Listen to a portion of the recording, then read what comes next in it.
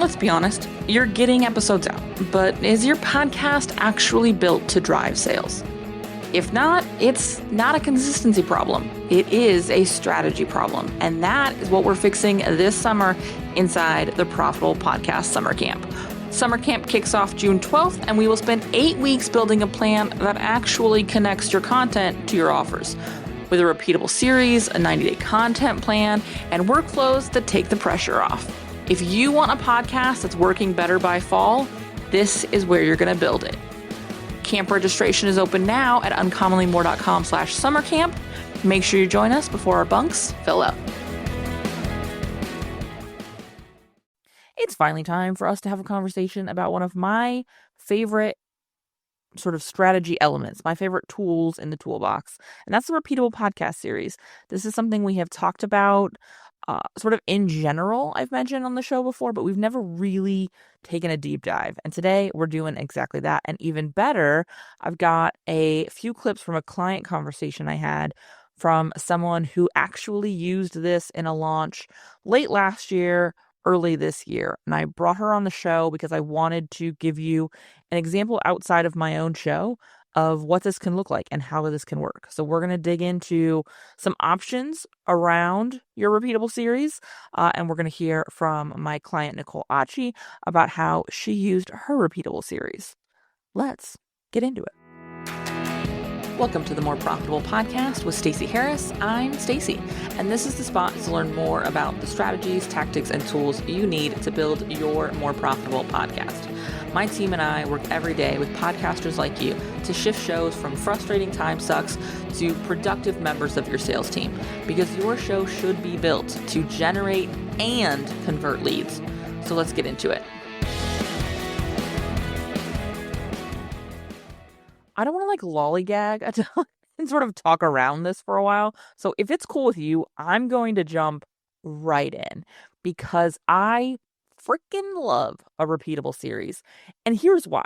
Because when I talk about a repeatable series, oftentimes people want to put it in a box. It is a tool to take time off when you need space in your calendar. It is a tool for pre-launch. It is a tool for email list growth. And my answer is yes, it can be all of those things. Because here's the secret sauce to a repeatable series. You build the one or more than one that you need. It serves the purpose you want it to serve in your business. Let's start by talking about my repeatable series and why I built it. Because I think I'm going to give you 3 examples today. And I think that this one is my favorite because it's me. No, I think that this one is probably the one that's easiest to start to look at. And my repeatable series is a 4, although I do have 5 and for when there's a 5th Wednesday in August, but mine is a 4-episode series that runs every August because it buys me time and capacity. So on the one hand, it has the ability to just buy me July, right? Because I'm recording at least a month ahead. And so if I don't have to record anything for August, my July calendar just got a ton more open, which is nice because it is the most meaningful month of summer break for my family with my kids' school schedule. Once August hits, he goes to marching band camp and then school starts at the end of the month. So he's back in it as soon as August starts. And so July tends to be this window where I want to be the most free. I want to have the most flexibility. I want to take the most things off my to-do list that I can. And so being able to take the podcast off is great. On the flip side, sometimes I don't actually take podcast recording off for August because I know I'm going to have a particularly nutty Q4. So I take the last 2 weeks of the year off every year. I've talked about that here before. And so I batch my podcast big time as I go through the end of the year. I also bunch up my quarterly production calls. We do our Q4 planning in September and we do our Q1 planning in November. And so I've got 2 months right there, almost back to back, sort of on, off, on, Plus, we're getting our clients ahead. And so I get a little busy come October, November. So sometimes what I'll do is I'll actually take July to start front loading getting recordings done through the end of the year. I do my very best to be done through the end of January, if not the end of February, with just recording, not full on production, by the end of September. To do that, sometimes I need to start recording in July. And so that was actually like the first time I did the Repeatable series, the first year I built it and released it. That was my intention, was to be able to start my end of the year recording earlier the next year. I've now run it, oh goodness, 4 years in a row. And last year, I didn't actually use that time to get ahead. I just took the time off and it was great. It was wonderful. And so if there is a season in which you want some time off, let's look at a repeatable series. I have another production client who we run a repeatable series for them in January.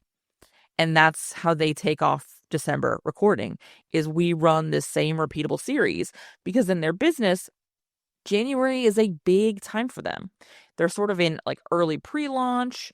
And so that repeatable series kind of does double duty. It brings them in the early leads, starts planting the seeds they need to for their Q1 launch, and they can focus their December time on time off, on getting ahead on launch stuff, whatever needs to happen for them in December. So being able to just take time off from recording, take time off from your show, and still know that your show is doing what it needs to do is huge.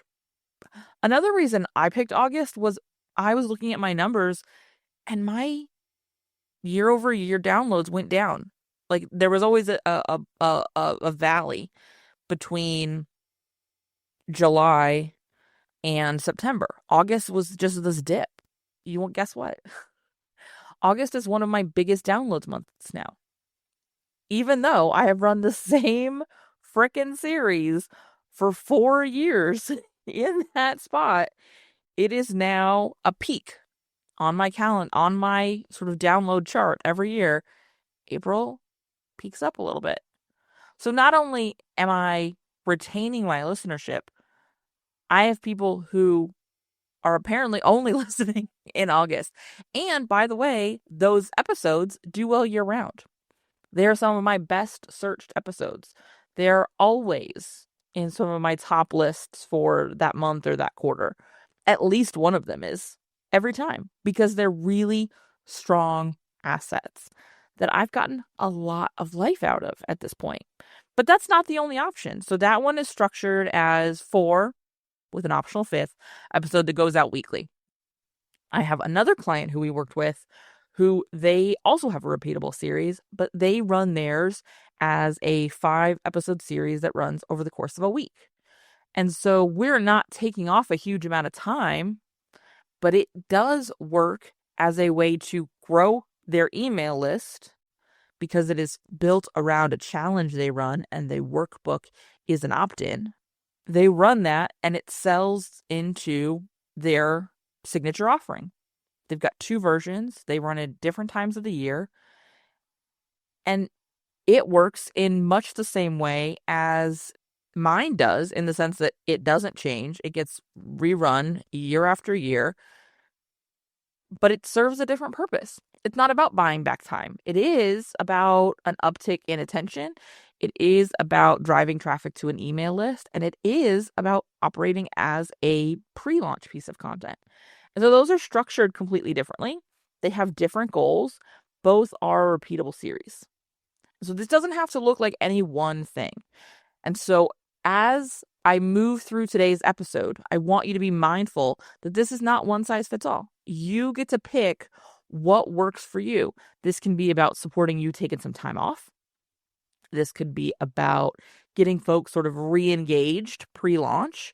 This could be about supporting your launch, like not necessarily pre-launch, but like actually be your launch content. It could be about using a time of year that is often sort of lower touch for you and driving email lists, sort of lead gen.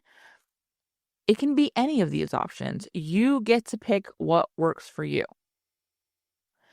As we move through today's conversation, I want to be really transparent. I'm not going to teach you today how to do this. We're not going to break down the logistics of building yours. I want you to use today as a way to generate ideas. I want you to use today as a way to get comfortable with the idea of repeating episodes year after year, because I have found historically this is something that sometimes people are a little uncomfortable with. If you want to know how to do this, if you want support in building yours, that's what we're doing inside summer camp this year. So make sure you have your bunk reserved for the Profitable Podcast Summer Camp, because that's where this training, this how-to will actually happen.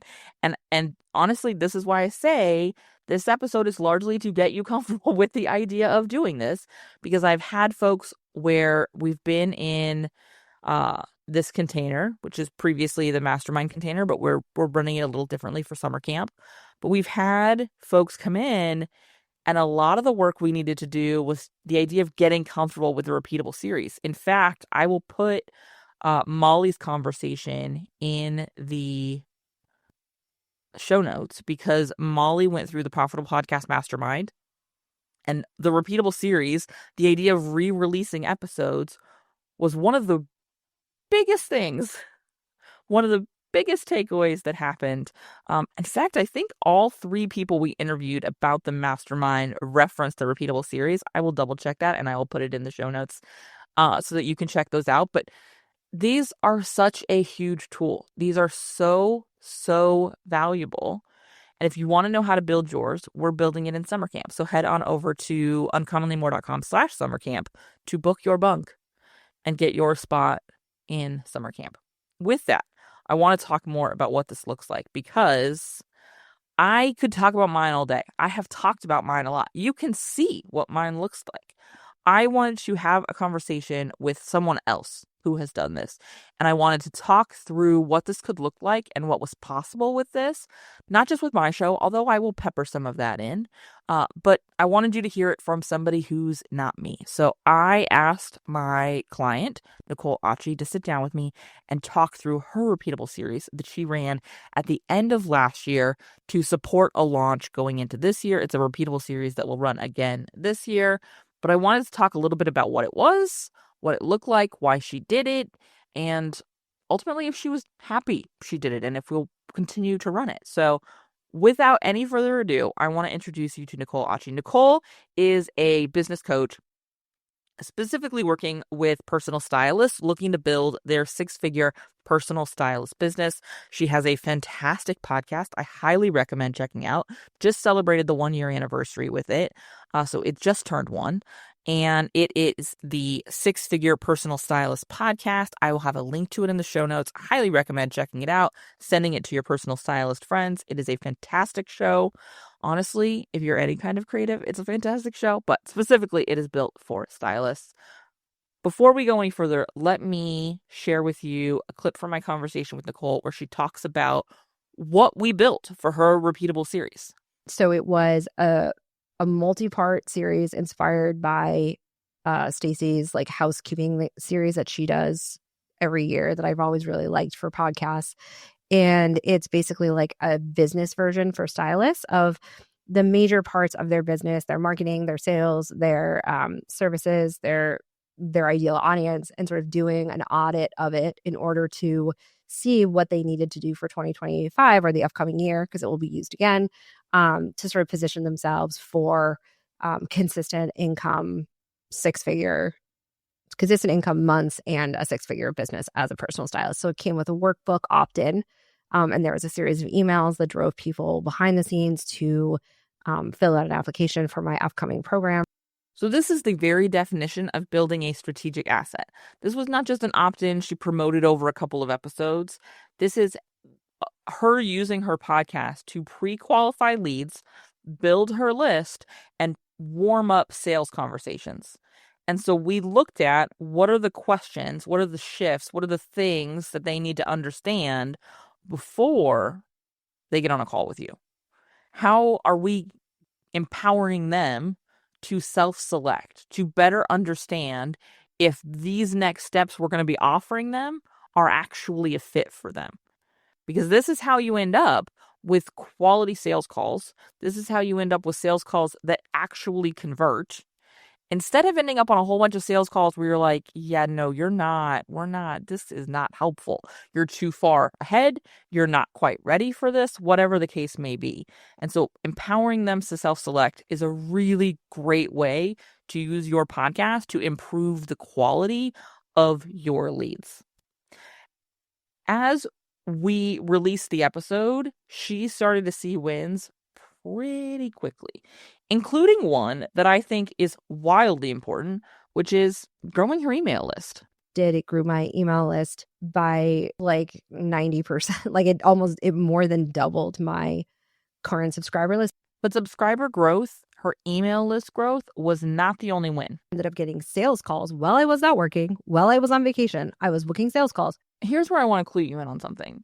Prior to this, Nicole's biggest and frankly only lead generation or nurturing / education tool was Instagram. She built her business on Instagram. She built the styling consultancy by sharing stories and posts and these incredible carousels and engaging with people in the DMs. Everything was built on the back of Instagram. And when I mean everything, I mean everything. She launched her website after we launched this podcast. So she launched the podcast in April of 2024. This Repeatable series launched in December of 2024, and she was able to sort of pre-schedule promotion of the workbook, which also promoted the podcast episodes, and step back and still came back to sales calls, to her launch rolling, to such a success that, and I don't have a clip because we recorded this while she was still in that launch, but she filled the program before all of the launch episodes actually released. Like some of our favorite ones that we created actually, and I can't wait to re-release them because they came out after she'd already filled the program using, in large part, this pre-launch Repeatable series that ran while she was on vacation. Here's what I want to point out, though, is that there were wins from this that were not just about doubling her list size or filling her program before her launch episodes even fully released. But there were also a lot of sort of non-sales wins and huge insights, including about other offerings, about where her audience was.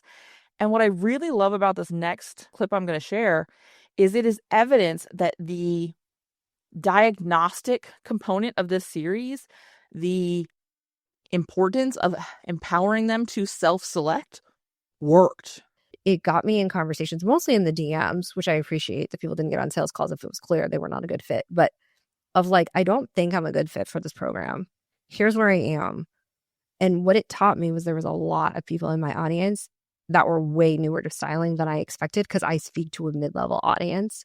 And it also got me, like you said, like sales calls from people that were way higher. And that's my one-on-one that I hadn't been promoting, which I've always found that whenever I promote one thing, I sell all the things, as you say. So that is just continuing to do that. This wisdom of Stacy, that is like the Tao of Stacy. That is so true.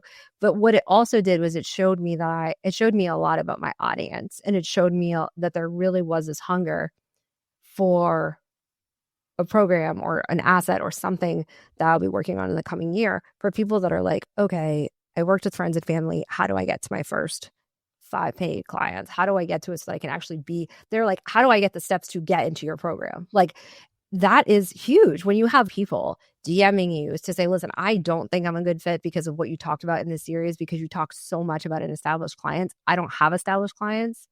How do I get to that point? Even if they never work with me again, they understand that there is a whole series of things that have to happen before they can jump in and do certain things. And that just saved them, I think, a ton of money and time. And notice that she learned this via DMs.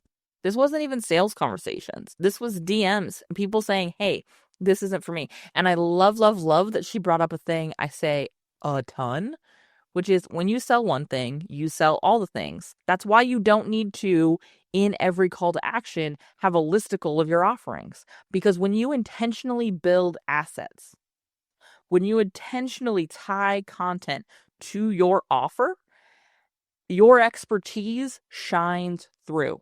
And you will have people who you're not currently speaking to reach out and say, hey, what about me?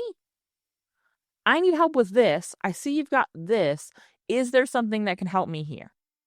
Or they go to your website and they find your other offerings or whatever that looks like. But when you intentionally and strategically build your content around an offer, all of your offers will get the right kind of attention.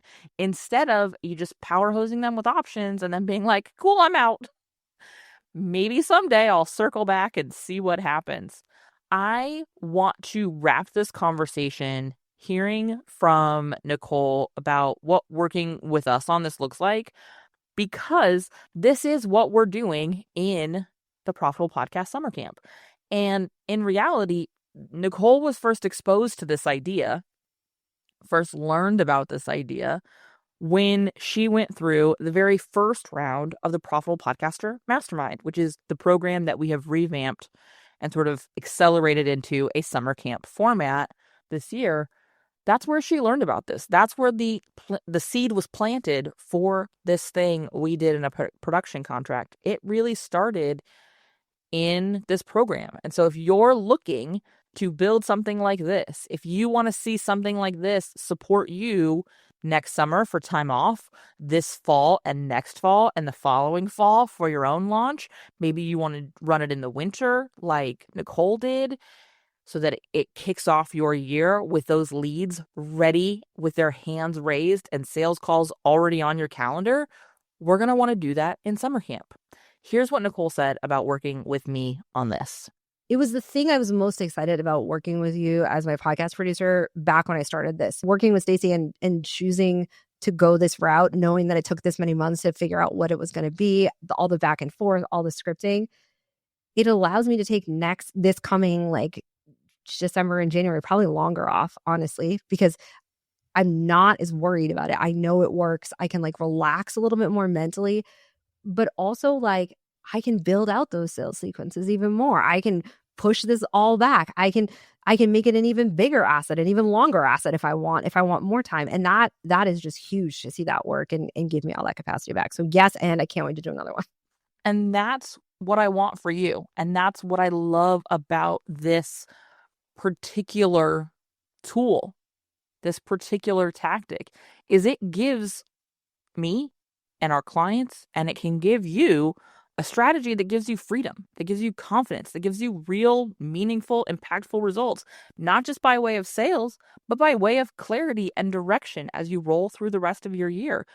Nicole didn't just get one good launch, and she did get one really great launch, but she built an asset that she and I can refine, that she can rerun. This is how you create marketing that scales. It is not by sort of chasing what they need to hear now or what else you might need to say. It's about building the assets that speak to your offer, that allow your listener to self-select, that buy you capacity to show up in your business in other ways. That all happens when you start getting strategic. And that's what we're building in the Profitable Podcaster Summer Camp. And I hope to see you there. If you have questions, if you want to learn more, head over to uncommonlymore.com/summercamp. That is where you will find the option to book your bunk and join us. I will reserve a spot for you by the campfire, and I cannot wait to kick off. So uncommonlymore.com/summercamp. Reserve your seat now. Let's build your repeatable series. Thanks so much for listening to the show. Remember that content consumption does not make changes.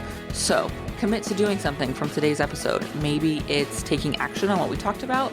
Maybe it's reaching out to me and learning more about podcast strategy intensives or what podcast production looks like with our team. All of that is over at uncommonlymore.com. And if you haven't yet signed up for the podcast newsroom, I want to remind you that is a great next step. If you're not really sure what comes next, hang out over there.